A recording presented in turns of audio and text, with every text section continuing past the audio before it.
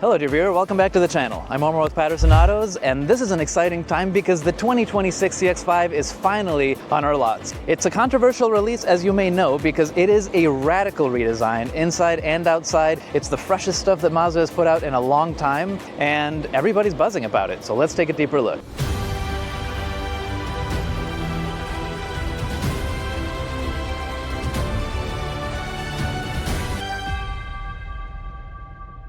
So this design has definitely matured a little, and it's a bit more aggressive without going overboard. If you look at the face, it has more presence. It is a bigger car, and this area down here seems to take up a little bit more space on the road without making the thing feel monstrous. The difference on the outside may feel small, especially on camera. When we get inside, that space opens up like crazy.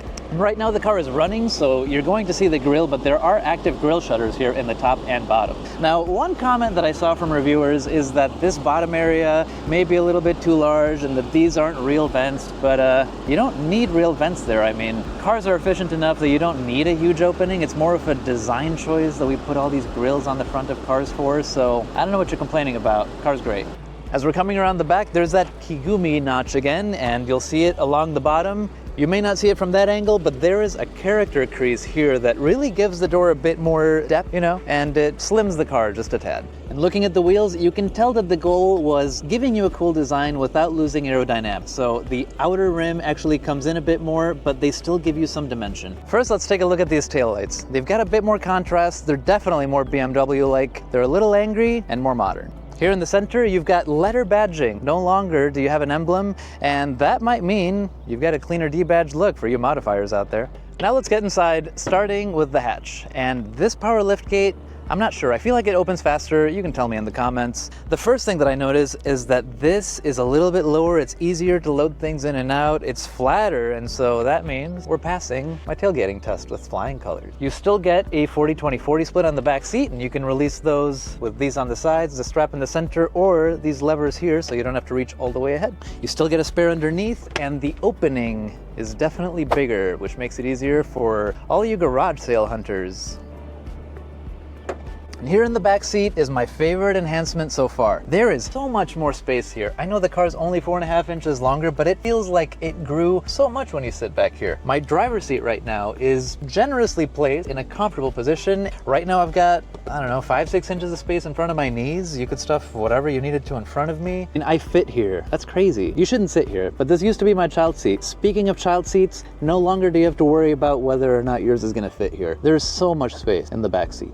And you still get your fold-down center armrest, which is level with the one on the door, which means your spine stays straight. Now, before we go to the front seat, I just want to make a pit stop under the hood, because this is the same powertrain that we had in the prior generation.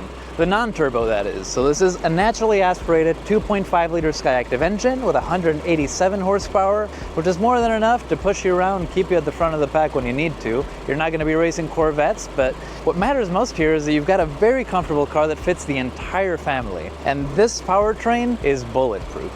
Now, stepping into the cabin, I'd like to point out that this is the premium package with a Sport 10 interior, and I picked it specifically because all the reviewers that I've seen out there have a Premium Plus with the 15.4-inch screen. I wanted to show you that the smaller option is still plenty big. Now, I'm not going to pretend that the screen isn't the elephant in the room. We will address it, but we'll work our way over there, all right? Starting over here, there's one screen that we have to look at first, and that is our dash cluster. It's fully digital now, super crisp, super easy to read. And you've got a voice command button on your steering wheel, which is quick and easy, or you can just say, hey Google, turn up the fan speed. Sure, turning up the fan speed to the front by 1. That was quick and easy. Now, hey Google, take me to Tustin Mazda. And that probably took me less time than the last system would have taken me.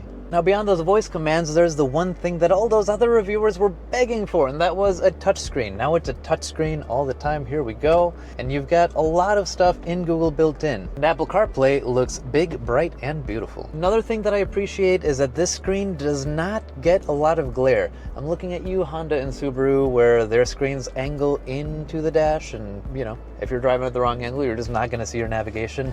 This has done a great job at staying clear for me. Don't forget to like, subscribe, and leave a comment telling me what your favorite new feature is. I'm gonna test drive this next too, so you'll wanna catch that video. Lastly, if you were concerned about safety, don't be. This is the safest CX-5 yet. It now has rear braking and some enhancements to blind spot monitoring, the lane departure warning, your radar cruise control, and smart brake support. Now I'm gonna take this for a test drive, and if you wanna catch that, then you should subscribe and leave a like along the way. But if you wanna experience it yourself, then you should visit us at Tustin Mazda or Huntington Beach Mazda, and we'll give you the full experience. Thank you, dear viewer. I'll catch you on the next one.